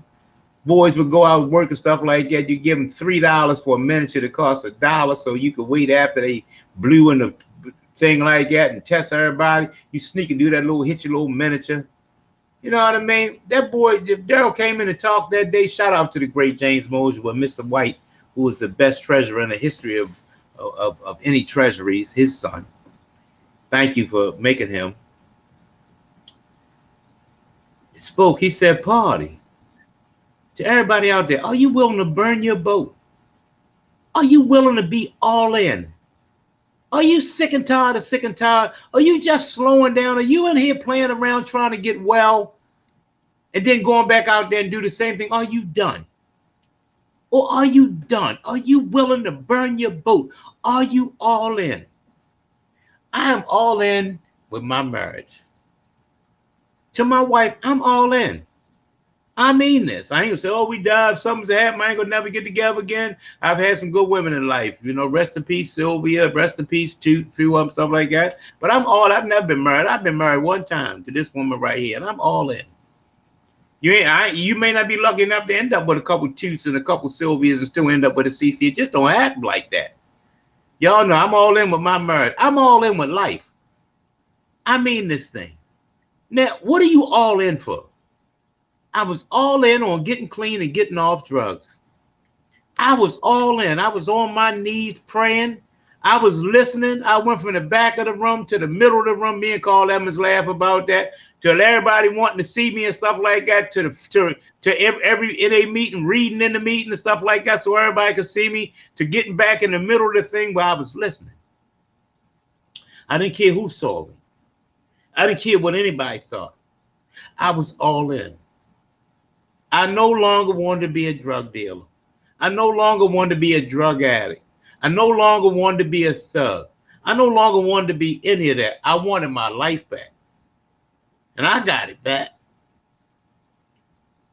2 topics here. Not properly grieving. I never grieved my grandson getting murdered. That's why now I always still cry. Please do whatever you can. Grieve properly. Thank you, Cunningham, for that topic. Ms. Cunningham, her topic was grief. Grieve properly. But I want y'all to know, in life, I'm all in. I ain't playing. Tony, you a good dude. I love you and all that kind of stuff. Tony Split, you a good dude. You my man. Derek, all y'all. But I ain't letting no man be more man than me. I'm all in with this thing. I'm in this thing to win this thing called life. Mr. Robert Cure went over there and he said that what's going on at this job is an injustice. We're not being treated right. It is not fair. We're short-staffed. We're being mandated. And I'm going to tell. And at any cost, I said, boy, they're going to get you. He said, I know, party. But right now, I'm sick and tired of being sick and tired. And they did an article on it. We start calling him the article. He was the article. Sure, he was a big shot to us. I don't know if later on he wasn't working there anymore. I don't know if that was replicated. I don't know if it had something to do with him getting him back. I don't know if he had already decided he was moving on, because he always has his rank. He's always something in the security system. But Mr. Robert Carroll, I want you to know, hats off to you, sir. when you did that article, when you went all in, when you burnt your boat, when you said what needed to be said for the rest of us. Slick Party Marty talked all that stuff, but when Jaco was there, said nothing. Cool Party was going to do this, was going to do that. When they there, I said nothing. Nothing. Kept on collecting my check, kept on stacking my chips. That's what I did. To you, shout out Mr. Curl, Robert Curl, who was the person that wrote the article, who went all out and went in there for the rest of us. And if a lot of y'all, the Clifton T. Perkins, don't know, this gentleman has a big part in your history and where we are now. Because somebody went all in. Are you willing to go all in? Are you out there in podcast land? Are you willing to burn your boat? Are you willing to go in? Are you really want to be off drugs, or are you just talking about it? Have you decided 3 years from now you're going to buy a house and you're going to stop partying? Sure, you can go to the club, but put some money away. Right. And just like, go ahead, right, just like James Tony is telling us, he said, yes, I got fired for speaking up for black drivers for being forced to drive illegal over DOT regulation. Spoke up and refused to do it and was fired. That was a blessing. Yeah. I got my first truck and never looked back. Men must be men. All in, Mr. Tony. All went men. All in. Robert Kill went all in. He was sick and tired of being sick and tired. I'm tired of it. Shout out to Gwen White. Shout out to who the people? Well, I guess a really big shout out to Mickey, who convinced me to retire. I was scared to death. Clifton T. Perkins, we make so much money there. You scared to go away from them checks. That's scary. Yes, for somebody to say you get your check once a month, $1,000, $1,400, and you making $3,000 every 2 weeks. That was scary. Mickey kept saying, you can do it. You be okay, Party. You can do it. Man, I don't know. Man, the best thing ever happened to me was retired. You feel me? Now I'm not really retired, though, because I still got to go back to work and stuff like that. Burn your boat. But yeah, be sick and tired. Go all in. If you, Tony Split, out there and you decide you're going to do something for the neighborhood and time again, your mouth poked out, you spending up that money, I know Tony's going broke throwing stuff. He always throwing stuff in the neighborhood. You know what I mean? Always throwing stuff in the neighborhood. Who you laughing at, C? Go ahead. I'm laughing at you talking about that man going broke. You don't know nothing about man, he just now was on Harlem Avenue throwing a cookout. Tony don't know how to throw no regular food. Ain't no hot dogs and hamburgers. He said, party, there's a lamb chop as big as your head. Man, see, we went bought them lamb chops. Remember? $47 for 4 lamb chops. He had a whole bunch of them. You know what I mean? Cooking whole chickens for people and stuff. So anyway, that's what I'm saying. Mr. Cure, I want to say you, shout out to you. Shout out to you. Hats off to you. Hands up. Hands up for a gentleman that went all in. Hands up to somebody that spoke up for us, whatever consequence went with it.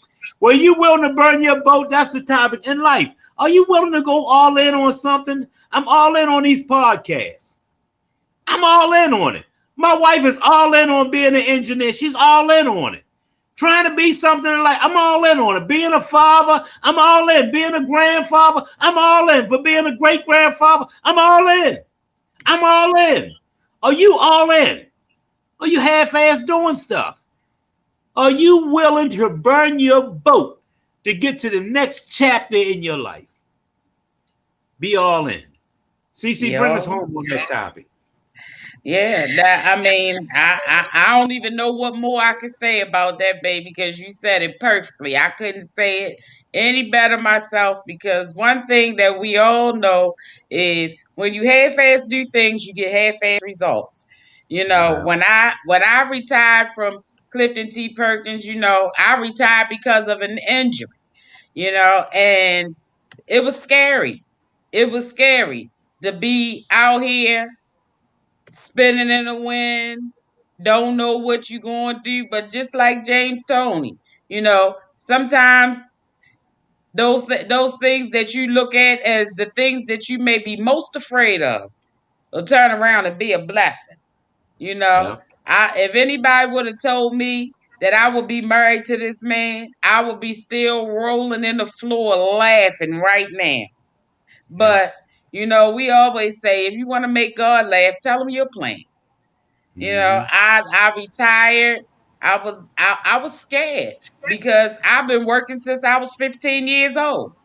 That's all I know. That's the only way I know for a person to provide for themselves. I look at some of these people that go out and stand on the corner from sun up to sundown. They in front of the bar begging for change and all this kind of stuff. I often wonder, like, how do you live? How do you get food? How do you pay your rent? Those things have always baffled me because the only way I know how to do it is to get a job and work for it. You know, so to not be able physically to do that, I was like, you know, I'm a praying woman. I was like, God, you know, I'm in your hands. I turned it over to God. And next thing you know, God sent me a husband. I was not even thinking about nowhere in any way, shape, or form getting a husband. I was in a relationship for 20 years with somebody, and you know, I'm not that ex that's going down them or anything like that. I just say that we outgrew each other. We were together since we were kids, you know, and we outgrew each other. But God saw fit to send me this wonderful husband and who has taught me the meaning of burning your boat, who has taught me the meaning of giving back, who has taught me the meaning of each one teach one. You know, so it's just it just is what it is. But you got, if you're going to do something, you got to do it all the way. You can't have one foot in and one foot in. You have to be willing to burn your boat. Yeah, yeah. What my mother used to call it, the hokey pokey. Put your left Right. foot in, you put your right foot out, you put your left foot in, all that back and forth for you willing to burn your boat. Well, That's right. this was our first time, our first chance at Real Talk. Now y'all know our format. I want y'all to know them on every Monday at 11 o'clock. Next Monday, I need y'all in the studio. The format is that you be in the studio like Tony Split did, and talk about what's going on or whatever you want to talk about. You can talk about eating bonbons. You can talk about anything you want. You got 10 minutes, and then we'll talk about 4 minutes. You know what I mean? The whole panel will be back. Gina Lee and Doc. Everybody will be in there, and you will actually be in the listening audience. BB said she must have been too old and tall for you. Well, let me tell you something with BB. One of your shortcomings will always be that you were always there for everybody. You were everybody's friend. BB, I don't know if a person could even start seeing you in terms of being in a relationship or dating or something like that, because you was everybody's friend. You know what I mean? got You you, always Tony. help people out. What Tony said.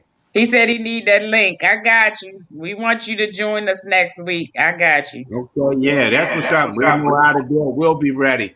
Hey, y'all, we didn't use up our time. We have an hour and a half show. Once again, we've done really good. Hey, hands up, y'all, to the panel. Hands up to the panel. And your CT, hands down. Then one hands up to the people in the audience, Steve, who came up, our listeners who jumped in and Yes, everybody. y'all came through. Our faithful came through for us like you always do. And we want you to know that no matter what anybody tell you, we appreciate you. We appreciate you taking time out your day, letting us come into your home, letting us come into your workplace, you know, just joining us.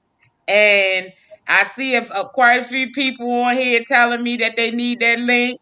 And I definitely have y'all. I have Yeah, you. you got it. That's next week. Onward and upward. We have 4 people in the studio. I mean, cut you off, see. 4 people in the studio. Here's the 5th. Those 4, and we put the thumb in. That makes us strong. Each That's episode, right. 4 different people will come on here, chime in for 10 minutes to talk about anything you want, and then we'll respond. That makes us strong. That's our format. 4, Dr. Ted taught us, and then that makes us strong. So that's what we're doing. You'll be in the studio, and then you got, when it's over with, we got 4 people that will talk about the conversations that's going, and we'll wind this up. Tony Split, who's out there, who's going out back to school book giveaway, will be this Friday. What time, see? 2 to 7. There you go. Good one, baby. Tony will be there from 2 to 7 this Friday. We will be out there looking for the list for the music. Watch for the moon bells. We're giving away hamburgers big as your head. I'm going to please don't nobody eat my lamb chop. Tony always make sure he put special lamb chop away for me. Mr. Brown and stuff like that is always there, my man. And Tony, you know, he only have a name. All Tony called him Monk. Hey, yeah, part, Monk. Yeah, that's how Tony talk, ain't it? I love the way he talk. Yeah, part. Yeah, you know, Monk. This brother always in a good mood. I guess he had a problem too. And Tony, just so you know, I don't eat beef anymore, so I'm gonna be looking for my turkey burger, please and thank you. Yeah, that's right. He be having the turkey burger. My wife, she eats smoothies. Yes, all day long. You hear that blender blowing. Hey, did you burn that first blender out, or you just wanted a new one? I did. I made so many smoothies, y'all. The blades got dull on the blender. I had to buy a new one. But God is good. So far, I've lost 45 pounds the hard way. So God is good. Hands up to my wife and her smoothie challenge. You know, I'm gonna tell you something. We laugh and joke about this, but it's just something else. Willing to burn your bridges. My wife ain't come out and say it, but I watched it, y'all out there. Everybody, all you guys out there. My wife saw her husband running around, losing this weight. I stay in the mirror. I got a passport to shop whenever I want now because I wear 32 waist pants now. I used to wear 46. So literally none of my clothes can I wear. A 5X jacket, now I wear small. I wore 8.5 shoe, now I wear 6.5. The doctor told me that's literally impossible. My foot is smaller. That's how much fluid, I guess, right, baby? That's how much fluid was in my body. That's how much fluid was in my body. I ain't going up tell everybody run around and, you know, get the surgery. Shout out to Big Moore. You know what I mean? Walter Moore and his lovely wife, the Moores. He was the person that went and got the surgery that advised me to get it. Mr. Moore was the one that got the surgery. And when I saw how happy he was, Big Moore was weighing probably about 400, wasn't he? Yeah. He well past 300. Big Moore's probably about 400. You couldn't tell because he like 7 feet tall. Moore about 6'5", 6'6". You know what I mean? You can't tell how much him and Big Wise weigh because they so tall and big. But he was the person that went out there that advised me to get the surgery. And I'm a lot happier and healthier for it. So thank you very much. And then Moore got that good wife that keeps him in line. So we're going to bring this thing home now. We've been in your home for an hour and a half. That's probably about our time. We're going to end it by this way. CC, any closing thoughts on the new show? I just wanted to say, we had an overwhelming response this morning. You know, a lot of y'all, yes, indeed, I tagged y'all, and I'm going to do it again. And I'm so glad that a lot of you joined us and engaged in this conversation, you know, because that's what we do.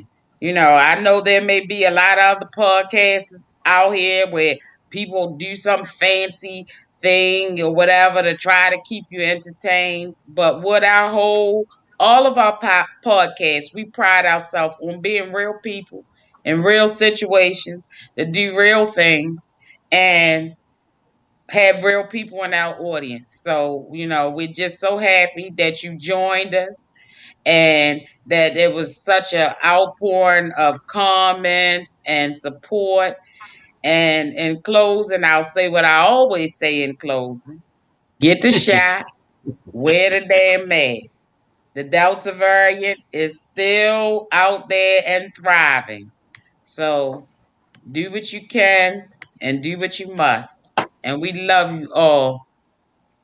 Hey, so let's bring this home. I'll bring it home with our topics today. Our first topic is Mr. Tony Splits. He's out there on this Friday from 2 to 7 p.m.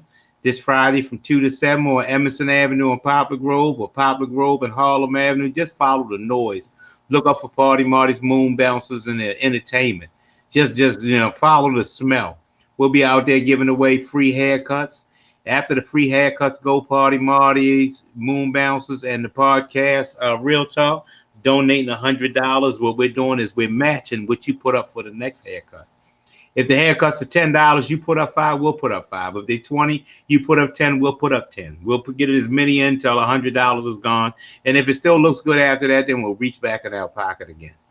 We want everybody, my CC said that's real important. She said, you go to school, you look good, you'll feel good. Mr. Robert Cure, Burn Your Boat, All In. All In, who went over there and said that I'm going to say something to Jaco. I'm going to say something to OSHA and stuff like that about what's going on, being mandated every day. I'm sick and tired. I said, boy, they going to get you. Well, they're going to have to get me. But I'm burning my boat. I'm going all in. Y'all may not know. It may not have made a difference, but in my mind, anybody that goes up there, the whistleblowers and stuff like that, that have something to say, to take that chance and stuff like that, if you don't just go by, even if you was like me, scared to death and didn't say nothing, if you don't just tell them, well done. If you don't just tell them, your sacrifice, I hope it helps me, but I hope it doesn't hurt you, but I'm proud of you. Are you willing to burn your boat? Mr. Curl, Robert Curl burnt his boat. We call him the article because he went off and had that article.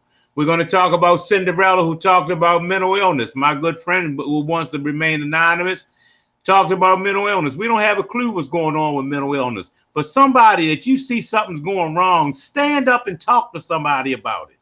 Ask somebody, can they help you?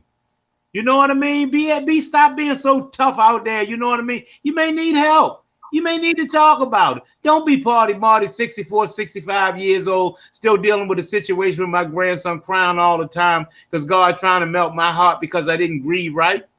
Because I didn't know how to grieve. I couldn't go off and talk to nobody. I went to psychiatrists and talked to them people and all because the job sent me there. I ain't paid them no attention. I just went there because they sent me there. You don't know what I'm going on, Jack. All I'm thinking about the whole time, boy, how do I catch him? Where he at? I'm going to get him, boy. Boy, you know I'm party. You did what to my grandboy? I'm going to get you, Jack. That's all we think about. Who we going to get back? Sometimes you're getting yourself while you're getting back. Moving right along to my topic here today, Miss Karen Cunningham, who said she's not the person that wants to be on air, even though her wallet's on air, ain't it, CC? Absolutely. Her purse is on air. Her Cash App is on air. She spends money on anything and everything. Shout out, thanks again for paying for our lunch and stuff like that. We'll talk about that tomorrow at the Harriet Tubman tour. And did anything that we missed? What else did we talk about? See, was that it? That was it. That was it. And we want and I just wanted to say to everybody that, this is not a podcast where we beg people for money. So don't take it like that, because we don't. We don't need to. But I just wanted to say that if anybody who can't make it to Tony's event on Friday, if you want to make a donation, if you want to help pay for some haircuts or whatever, that's part of giving back. So they'll be open to it and it'll be greatly appreciated. We don't need your money, but we're doing something for the kids and we are their village. So this is what we do. If it is to be, let it start with me. If you want to make a difference, me and Michael Singletary came up with that at James Mose. If it is to be, let it start with me. Go down there and say, Tony, I ain't got nothing to do, but the next person get a haircut, here's $8 towards it. You know what they're going to say? Hey, that's what's up, Jack Party. Yeah, man, and people's man that came over and did that. Yeah, that's what they do. That's what Sheila we do. Thomas, thank you. Thank you, Sheila Thomas. She said she has supplies. There you go. My neighbor. Yeah, Sheila. We grew up 2 doors from each other. Sheila sells them home. She's a beast with that thing. Okay, here's the last thing that I want to do. I want y'all to listen to this, and this is really important, and we need y'all. Here I come humbly asking for your help. I'm asking you for this. My wife has told me this. These podcasts and stuff, we pay for them. They're not free. We pay for them.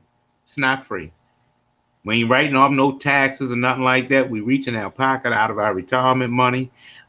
I've dragged moon bounces around and I work. I ain't getting no money. I ain't no drug dealer, nothing like that no more. I've been all that. I've still got the same dope cokes and readies that I always had, but now they cotton candy, water slide, moon bounces. That's what I do. I'm a legal, legit worker. But this is a small thing. We pay for these podcasts. My wife has told us, and I want y'all to listen to what you can do to help, how YouTube will offset some of the bills for this. They told us, well, we could do this. We probably could ask for $1 a person. Hey, we ain't asking nobody for no money. First of all, because we don't need it. Second of all, but for me to keep paying, for us to keep paying for something that we could get for free is literally not fair. We could get them to pay for it just by you doing this. I want you to listen. My wife is going to tell y'all how small it is to subscribe to this YouTube thing. And I'm not telling you that I'm making sure that everybody do it, but it has your name up there that you've done it. And I'm going to shout out everybody that's done it. It'll tell us that you chimed in. And all that you have to do is listen to my wife. She's going to tell you what to do. And please help us out. CC, what is it they need to do? Go to YouTube and search the Simply Us podcast. And in the thumbnail, which is the small little round picture for those who don't know, you'll see a picture, that little picture of my husband and all of us where he's sitting behind the computer, the same one that's on his Facebook profile. Just hit the button and subscribe to the channel. It doesn't cost you a nickel. All you have to do is put your finger on it and subscribe. I see a few of you have gone over there and subscribed already, and we thank you. Hafiza Majid, shout out to you if you're listening. She went and subscribed to the channel. You know, all you have to do, once again, is go to YouTube, search the Simply Us podcast, and subscribe to the channel. Thank you, Sheila. Says she going. I know BB probably already been or figuring out how to do it. Call and Gloria Evans, they banging in there. Everybody, we need y'all to do that small thing. And we need, it's not anything that 5 or 6 people can get us over. You need about 100 of y'all. We need people to get in there to do it. That's all. That's right. We need you to do it. We need you to tell your friends and family to do it. If they want to watch, it's totally up to them. But everybody want to know how they can help. This is how you can help. Thank you, Tony. Thank you, Marion. You know, this is how you can help. Like I said, we don't get on here and beg people for money because that's not what we do. We do ask you to donate to some of these people that come on here, these good causes and charities. But that's just simple. You're on the computer anyway. You're on your phone anyway. You know, just go ahead on over there and subscribe to the channel. That's all we ask you to do. You want to hear the ongoing joke? I asked my wife. I said, "See, I ain't really saying that. I don't care what you're doing, stuff like that. Where these $100 come from? Where does $100 come from? Where does $100 come from? Tell me what's your answer, podcast." I said, "What you mean?" She said, "Every time we do a podcast, you give somebody $100." I don't even be knowing. I be feeling the moment, stuff like that. Dr. Ted's having something, the food drive, $100. The car wash, $100. We going over there, haircuts, $100. I ain't got no $100 to keep giving away. But guess what? The more you give, the more he'll give to you. You just keep on giving because it's really true. Because you can't be God's given no matter how you try. They sing that on my church on Sunday too. So the little bit that I give back, God gives it to me and my lovely wife tenfold. Okay, y'all, we out of here now. Here's what I want to do.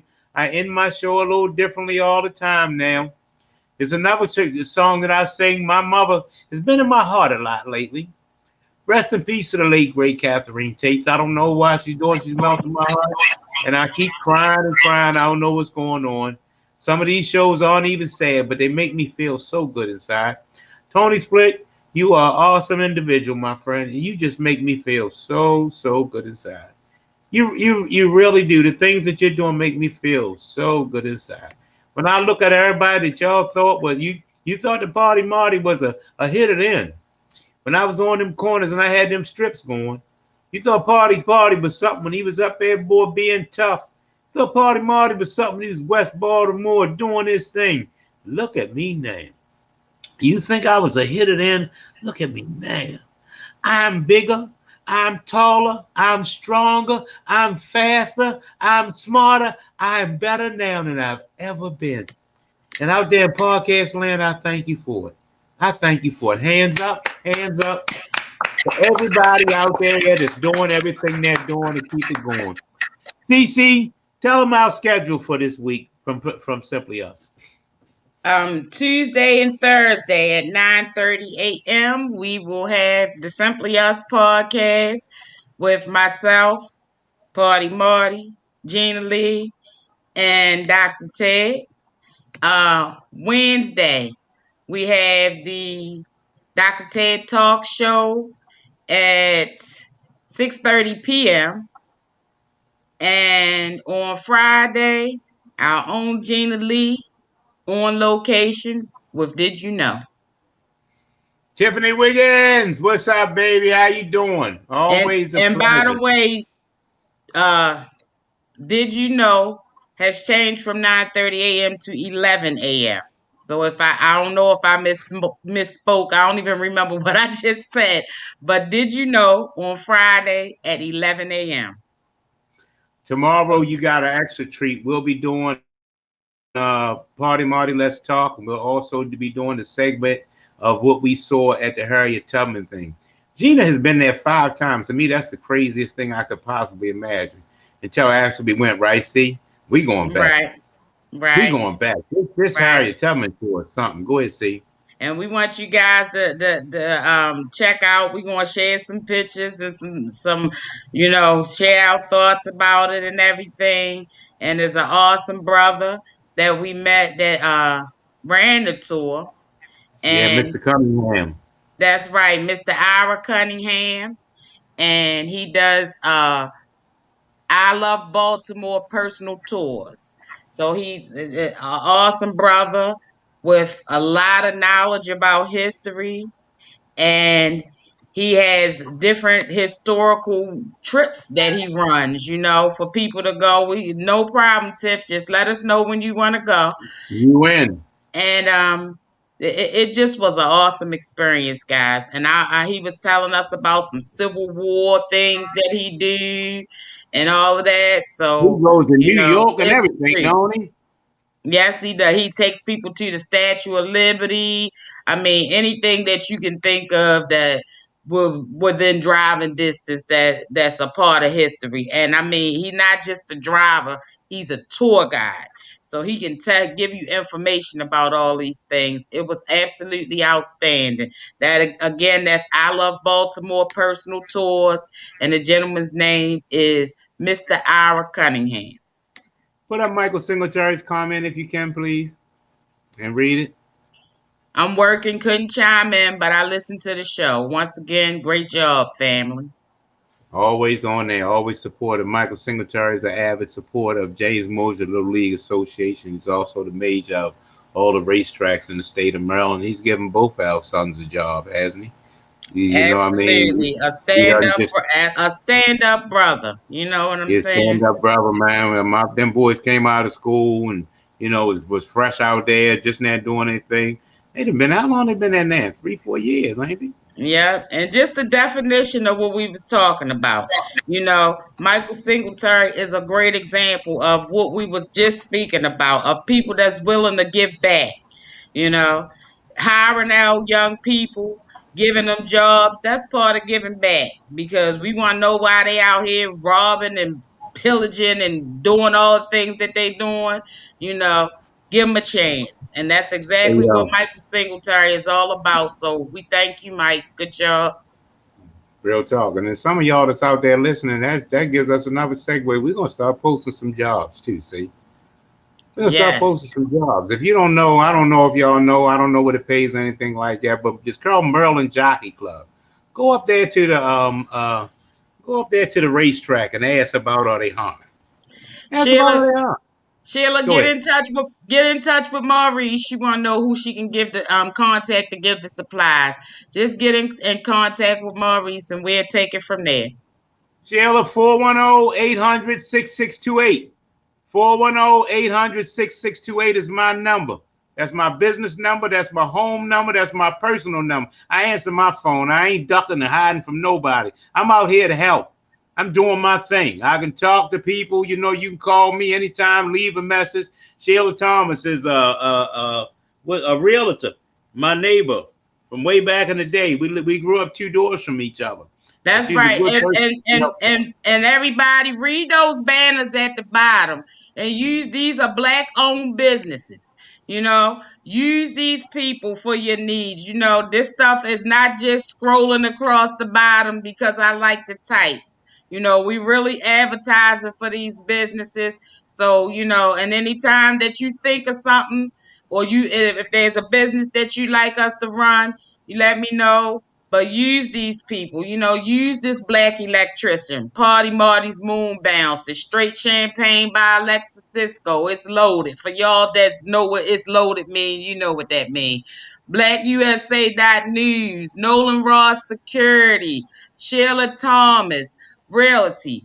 All of these people Use these businesses, people. They support, this is how we build up our community. Shout out to my godson, Trey Samuels from Trey Styles. I wear his clothes. You see me with them hats with the TSSM.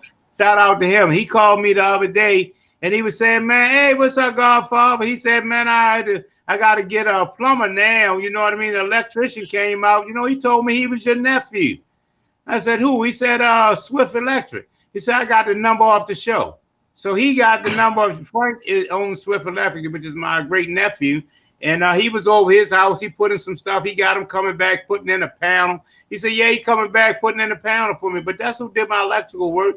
Now, do you have a plumber to recommend? I said, that's what's up. And I didn't ever told me that's my nephew called my nephew. He said, no, I saw the band at the show. I called. He came over, hooked me up, did lights, put all this kind of stuff out. That was cool. So use these people. And if y'all want to know how to deal with your taxes and stuff like that, we got a few of them. Tiffany Wiggins has, she's an accountant with a tax firm that does it. Carol and our family who does taxes and stuff. These people are beasts with what they do. Start using them. Okay, y'all, we done logged off 10 times. See, it ain't left yet. So that's now, right, but we about to get out of here now. Here's how it goes. Always remember this. This is how I like to end. My little song that reminds me, my mother told me this, and I like to know if you are able to do the same thing. Can you say this when you go? May the work I've done speak for me. May the life I've lived speak for me.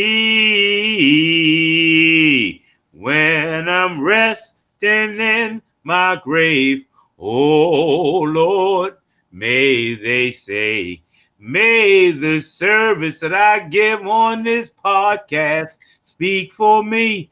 I'm trying to make a difference one person at a time, one ear at a time, this tongue at a time. Our podcast is what we call Simply Us. This is my show, and I call it Real Talk. Shout out to giving me that name. Kenny Davis, take us home. Kenny Davis always says it's real simple, y'all. Now go out there, have a great day on purpose. Have a wonderful day in the Lord, y'all. And as always, to God be the glory. We out, see.